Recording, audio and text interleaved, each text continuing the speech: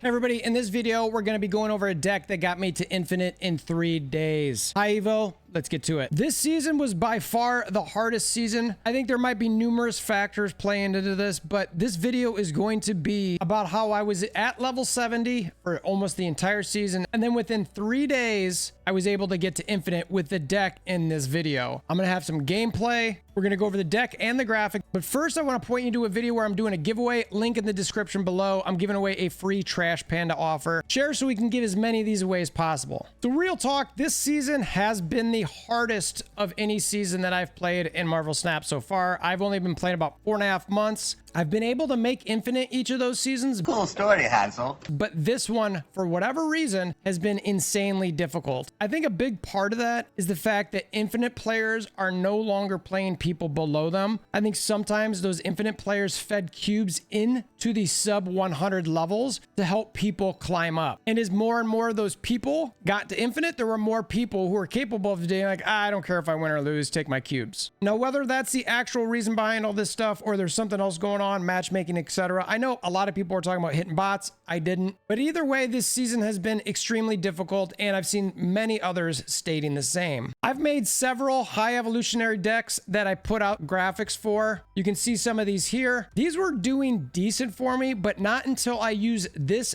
deck that I'm going to showcase in this video was I able to actually climb to infinite this quickly. It's a bit of a mishmash of high Evo concepts combined with some control, and the gameplay footage that I've got in this video was taken while I was doing my climb. So that means I was playing against other people try-harding to get up to infinite, so you know every game was taken seriously from both sides. So let's get right into the graphic. I'm going to do a quick overview of my graphics. We have 4 colors designating the card types. There's red for foundation card, meaning it's a fundamental piece. Orange for a critical card that has the biggest impact outside of those foundation cards. And we've got yellow for impact cards, which are just a tier below those critical. And then we have green for flexible cards with a card that you might be able to swap in for something else. And then our flex in options are in the bottom right, also highlighted in green. In this graphic, the foundation cards are in the upper left, red, where it's High Evolutionary, Hulk, and She-Hulk. Obviously, High Evolutionary is a foundation piece to this because without him, some of the other cards don't work how they're supposed to. The next 2 foundation cards are both Hulk and She-Hulk because they pack a big power punch and getting some extra points on the board. Oddly, you won't always play Hulk on turn 6, given some control aspects here, but he is a fantastic power punch late game. She-Hulk, I actually tend to end up playing on turn 4 a lot. I'll get into the lines of how I play this deck in a little bit. In the upper right of this graphic are the 3 critical cards. We've got Spider-Man, Nebula, and Sunspot. Spider-Man is fantastic for control. I tend to typically play him on turn 5 and in a location that I feel pretty good about, that I also know won't be able to lose to a Doom. That is the biggest thing to look out for in this deck. Spider-Man, if you get a Doom and or a Jeff, you want to make sure you still got enough points there. Nebula and Sunspot are the catalyst to starting off this deck. You really hope to get these 2 in your hands right away, and you want to start off with Nebula. I typically play her far right, and then ideally Sunspot on turn 2 in one of the other locations. This helps you build points because a lot of times you're skipping turn 3 and sometimes you're going to be skipping turn 2. So you want to be getting points on the board while you're doing that. Skipping those turns helps decrease the cost of your She-Hulk and obviously powers up your Hulk. In the bottom left section of this graphic, we've got 4 cards that are impact. We've got Hazmat, Luke Cage, Enchantress, and Cosmo. Hazmat and Luke Cage give your negative effects on the board. You don't have an Abomination, so this is really just about taking points away from your opponent. The Luke Cage is to help make sure that you do not lose points from your own cards. And given the high evolutionary meta, it's actually a great card to have in deck right now. Enchantress and Cosmo are just fantastic control cards. I was already playing Cosmo in this deck prior to the whole Hela Invisible Woman thing that kind of took over the weekend. Enchantress is great for getting rid of Luke Cages or any ongoing cards that are out there right now, and there are a lot. I like to use my Cosmo in lanes where I think I'm probably going to play my She-Hulk or Hulk or even my Luke Cage, so that way I can keep those cards protected. Enchantress, even when I don't necessarily use her for taking away any ongoings, she is a decent power play. And then the last 2 cards I've got on here are Shang-Chi and Shocker in the bottom right hand, which are considered flex. Shang-Chi, I struggled putting in flex. He probably is considered an impact, but I didn't want to have just one flexible card in here. Obviously, Shang-Chi takes out any high power cards that your opponent might have. Shocker is probably the most flexible on this. I did use him from time to time. He's got a decent cost to power ratio. And when I did use him on whether it was hitting Enchantress or Luke Cage or Hazmat, Spider-Man, there was a lot of times, I mean, sometimes I'd even hit him on high Evo. It does help give your Sunspot some power and your Hulk. Was he super impactful? He helped for sure, but not to the point where I felt like he had to be in the deck. Now, as far as the flex in options in the absolute bottom smaller portion of this graphic, I have not used any of these cards in this deck. I just see these as potential options that you could pull in, given the fact that this is sort of a control type situation. You've got Professor X and Daredevil to help potentially lock down some locations and see what your opponent might do. That Daredevil can help with the Spider-Man as well. Dr. Doom is just a situation where you can spread power out if anybody does lock down some lanes on you. Misty Knight, I thought, was a good low power card that you might be able to plug and play anytime, again, you're not spending energy, you're trying to build something up. And then Armor, because you've already got 2 one-cost cards in this deck that are critical and you would like to try to keep alive. Oddly enough, I didn't run into a ton of Killmongers. And really the way I approached this deck was trying to get out my Sunspot and Nebula early. I'd almost always skip turn 3. Turn 2 was a potential use of Shocker. I really didn't like to use Luke Cage early in this because that exposes him to getting Enchantress.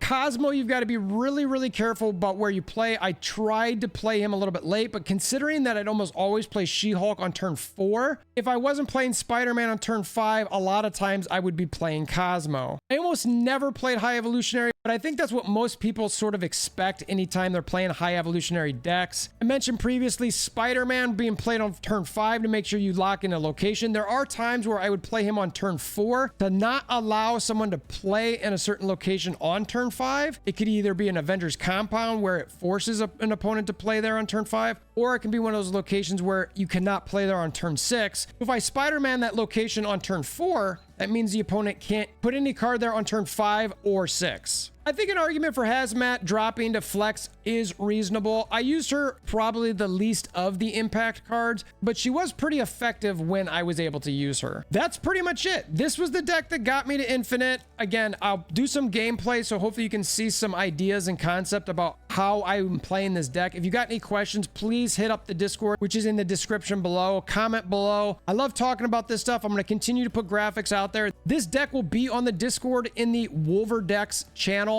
Would love to hear your thoughts, so let's get to some gameplay. All right, let's see what we get here. We got a Sanctum Sanctorum.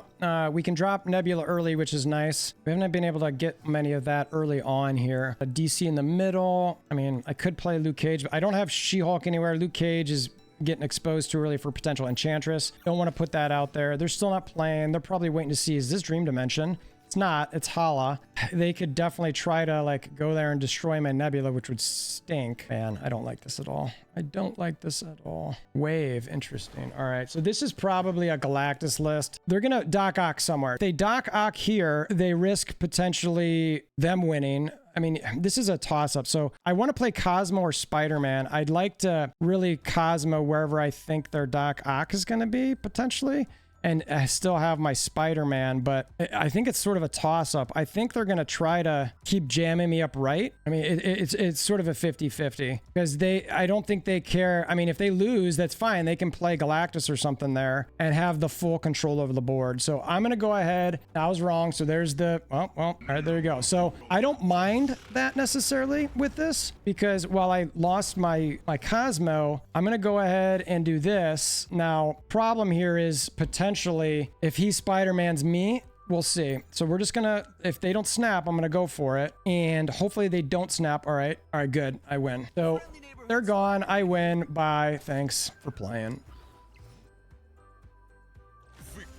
So, and we've got some pretty low cards to start, which is pretty nice. We're going to start just moving our cards around a little bit, get Sunspot. Let's see if this is one of those Cosmo-y situations. I like being able to potentially play Spider-Man there. I'm just dropping Shocker right, to be honest with you, because just trying to lower Hazmat a little bit. I don't know if it'll matter. I really don't want to play anything mid. All right, so they've not done anything yet. All right, I'm skipping 3 so I can put She-Hulk probably left-hand side. All right, they do play something. What? Oh, okay, so this is not, it's more than likely not that deck. We'll go ahead and put She-Hulk in there. We're going to go ahead and probably eventually play Luke Cage, but it would be fun to Hazmat or Absorbing Man together. So I could do this now, and then turn 5, I could do that as well, and then turn 6, I could, you know, Cage and something else. I definitely want to play Cage, so I'm going to go ahead and drop the Hazmat hidden back there for now. All right, so there's the Nebula, a Medusa. Oh, that's probably from the hub. Yep. Okay. We're taking some damage there, so we're going to go ahead and this is the play I want to drop there. I'll probably put Luke Cage mid, turn 6, and Absorbing Man in with Hazmat in the left-hand side there. So we'll see how that shakes out. I feel pretty good about this so far. We'll see. I mean, unless they drop a card in Dark Dimension right now, I don't think this is, yes. I did the same thing. So that's funny. So they probably thought that was going to be something that was going to work for them, and obviously it didn't. And so now I'm kind of like, okay. Now they're going to probably have a free, now, so they're jammed up over there, which is unfortunate for them. I cannot, neither of us can win mid, but I'm going to go here, and then I go here. So I take, how many points do I have lost on here? 1, 2, 1, 2. So I'll gain 4 there. So I'll be at 7, 8, 9. And then it's, I should, unless he drops a Luke Cage this turn as well, then I should win the right-hand side. And I've got She-Hulk, Hazmat, 10, 11, 17 points over there, plus minus whatever they're going to do as well, because they have Prio. So that's not bad. Now, if they drop a Hulk here, I'm certainly in a bad situation, so I'm not going to snap, but I'm going to let it play out. So that's 2 cards, probably a Hulk, honestly, which is, oh, no, it shouldn't be then. No, this is, yeah, okay, so I think I've got this. It's a big Hulk, but doink, doink, and then doink, doink. So there we go. So that's, right, am I missing something? I don't think so. There we go. Dubs. We've got our Cosmo to start. We got some decent low cards here, but nothing I necessarily want to play early typically. Nice looking Sunspot right there. I'm going to go ahead and play my Shocker now because I want to lower my Luke Cage, and at some point that 1 cost should come back to me for Hulk. I'm not super stressed about it at the moment. Murder World, glad I didn't play anything over there. Sometimes I don't like playing this there because sometimes I like to Enchantress there, but we're just going to play it to get some stuff on the board and not waste points completely. What's that, Electro? Yeah. All right, so an Electro waste. What is this person doing? Are they going to potentially Galactus? Oh, all right. That's not, I don't, well, and they get Iron Man. That's funny. It's too bad that Doom got murder botted. All right, so we're both clear on the right-hand side. I'm assuming a wave left here is what I would guess. If that's the case, I certainly could do this, but I'm not going to. I'm going to hide my Hazmat mid, and so they could play a 5 here. So hold on, let me think about this for a second. So they could Doc Ock left, and then pull up as much as I can, and then do a Galactus right. They certainly could. Yeah, that's, so I'm trying to get, I don't want them to draw many cards. Now, this gives me the opportunity to have Cosmo and Spider-Man for turn 5 to block whatever they're going to do, and potentially Shang-Chi. Now, I really don't mind one way or another. I'd like to keep my Spider-Man if I can, but we'll see.